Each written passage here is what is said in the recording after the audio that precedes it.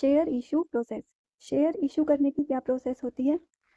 जब company public से पैसे रेज करना चाहती है, कैपिटल रेज करना चाहती है, तो कुछ वो लीगल प्रोसीजर फॉलो करती है कंपनीज एक्ट के अंडर। स्टेप 1 क्या होता है? Issue of prospectus. स्टेप 1 क्या होता है? Issue of prospectus. सबसे पहले कंपनी प्रोस्पेक्टस इशू करती है ताकि वो पब्लिक को इनवाइट कर सके शेयर खरीदने के लिए। प्रोस्पेक्टस में क्या क्या होता है? Name of the company, capital structure, number of shares offered, issue price, payment details, objectives of raising funds. Step 2 में क्या होता है? Receipt of applications. जो इंटरेस्टेड इन्वेस्टर्स होते हैं वो शेयर खरीदने के लिए अप्लाई करते हैं। वो क्या सबमिट करते हैं? एप्लीकेशन फॉर्म सबमिट करते हैं और एप्लीकेशन मनी सबमिट करते हैं, जो कि फेस वैल्यू की 5% मिनिमम होनी चाहिए। जब कंपनी को एप्लीकेशन मनी मिल जाती है तो वो क्या एंट्री करती है? Bank account debit to share application account. Step 3 में हम क्या करते हैं? Minimum subscription.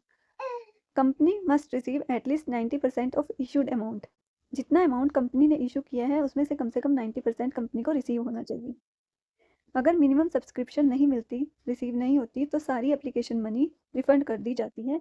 रिफंड की एंट्री क्या होती है?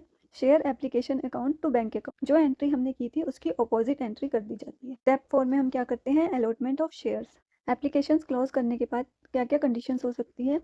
या तो फुल सब्सक्रिप्शन हो सकता है, या ओवर सब्सक्रिप्शन हो सकता है, या फिर अंडर सब्सक्रिप्शन हो सकता है। फुल सब्सक्रिप्शन क्या होता है? कि जितने कंपनी ने शेयर इशू किए हैं उन सबको अप्लाई कर दिया पब्लिक ने।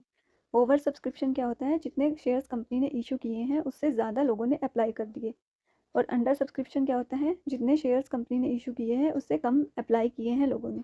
जब एप्लीकेशन मनी कंपनी को रिसीव हो जाती है तो कंपनी क्या करती है? फिर उस एप्लीकेशन मनी को शेयर कैपिटल अकाउंट में ट्रांसफ़र कर देती है। उसकी जर्नल एंट्री क्या बनती है? Share application account debit to share capital account.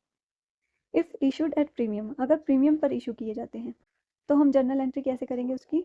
Transfer करने की। Share application account debit to share capital, और जो प्रीमियम का अमाउंट था वो सिक्योरिटीज प्रीमियम में आ जाएगा, टू सिक्योरिटी प्रीमियम अकाउंट। फिर आता है step 5, allotment money due.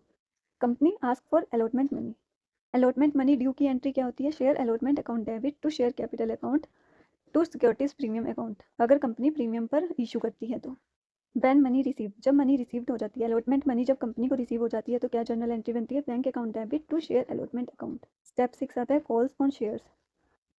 After allotment company में demand remaining amount in parts. जब कंपनी को अलॉटमेंट रिसीव हो जाता है तो कंपनी क्या करती है? रिमेनिंग अमाउंट्स को पार्ट में मांग सकती है, जैसे फर्स्ट कॉल, सेकंड या final call. When call becomes due, जब कॉल ड्यू होती है तो उसकी क्या एंट्री होती है? Share call account debit to share capital account. और जब मनी रिसीव होती है, कॉल मनी रिसीव होती है, तो क्या एंट्री होती है? Bank account debit to share call account.